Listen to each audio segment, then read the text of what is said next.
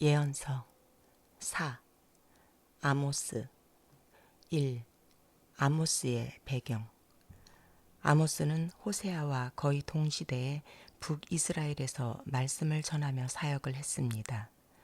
전체 내용은 물질적인 번영을 누리고 있었지만 하나님의 공의를 상실하고 약자들의 아픔에 대하여 무감각한 사람들을 향해 하나님의 심판을 선포하는 이야기입니다.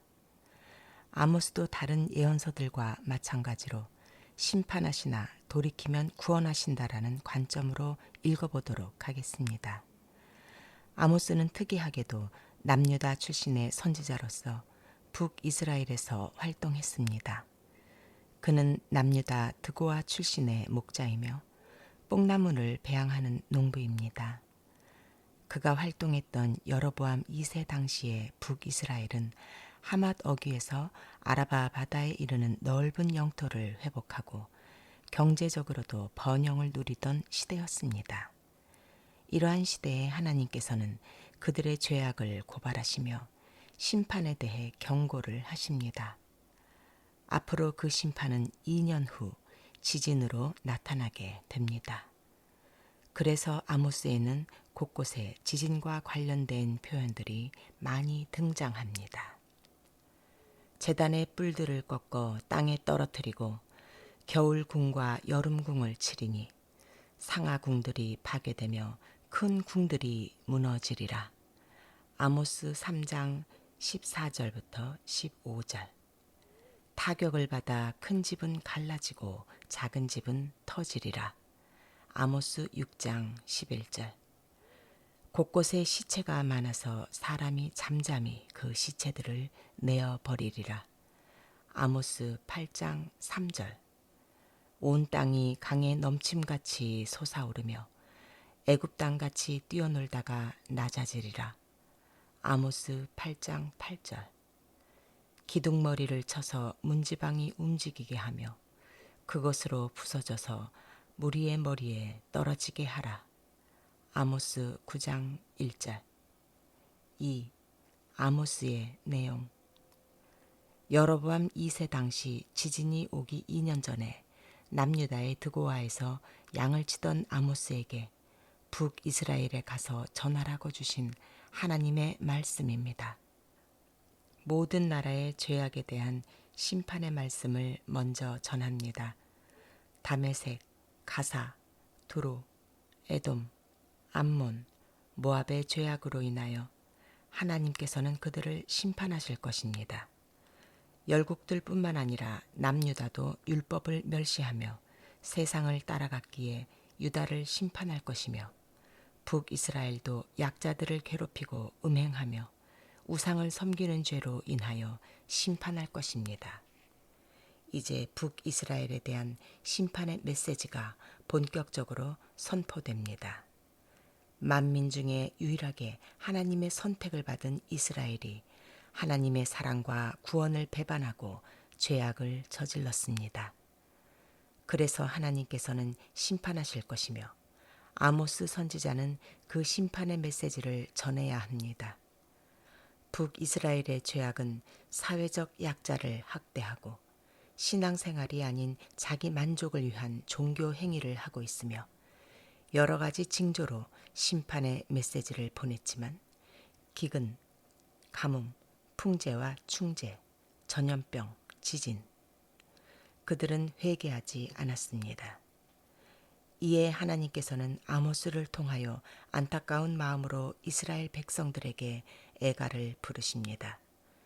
그들은 엎드러졌다가 일어나지 못할 것이고 성읍에는 소수의 사람만 남을 때까지 죽임을 당할 것입니다.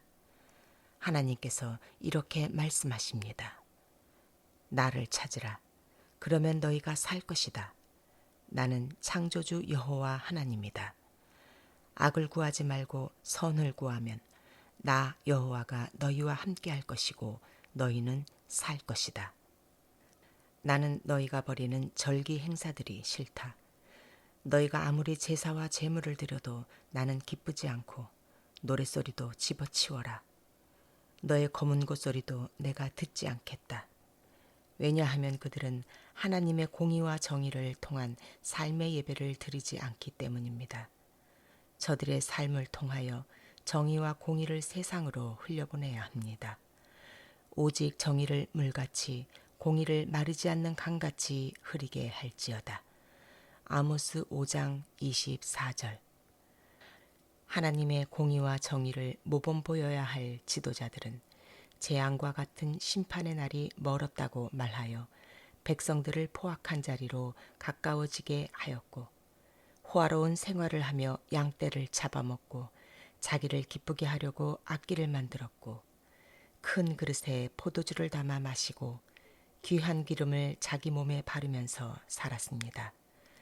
이 같은 죄를 지은 지도자들은 가장 먼저 사로잡혀 가게 될 것입니다. 하나님께서는 저들에게 내리실 심판을 5가지 환상으로 보여주십니다. 첫째, 메뚜기가 땅의 풀을 다 뜯어먹는 모습. 둘째, 불이 내려서 큰 바다와 육지를 다 먹어버리는 모습. 셋째, 달인줄의 측정에 의해 이삭의 산당들과 이스라엘의 성소들이 파괴되는 모습. 넷째, 여름 과일 한 광주리를 보여주시며 끝이 이르렀다고 말씀하십니다. 여름실과는 히브리어로 카이츠이며 끝은 히브리어로 캐치입니다. 카이츠는 캐치에서 히브리 알파벳 중 요드를 더하여 만들어진 단어입니다.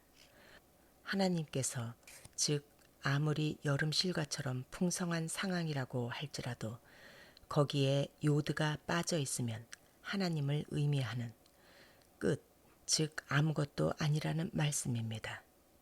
다섯째, 제단 기둥을 무너뜨리는 환상입니다.